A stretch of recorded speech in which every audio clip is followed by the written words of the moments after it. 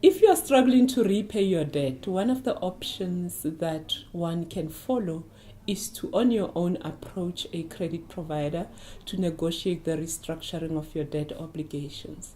But what we find with consumers is that a lot of the time they don't understand how to engage with credit providers. A lot of the time they go through call centers where the call center agents are not trained enough to be able to give them the right information.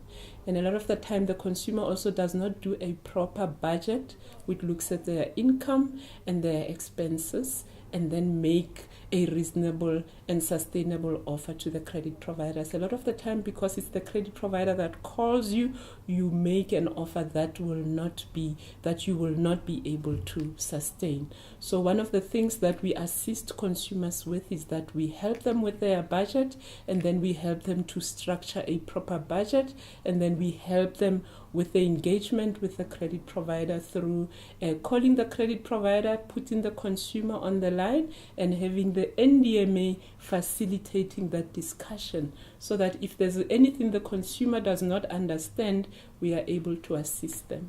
At the end of that process, what happens is the credit provider can agree to reduce the monthly installment.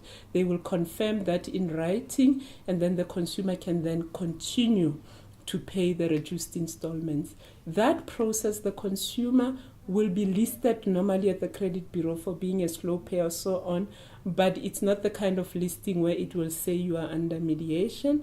And once your circumstances change, you can then continue, just call the credit provider, continue to pay the normal installments. This is usually for people that are experiencing short-term payment difficulties, or people that have been issued with a Section 129 notice, which allows the consumer to approach an alternative dispute resolution agent, and we play the role of an ADR agent.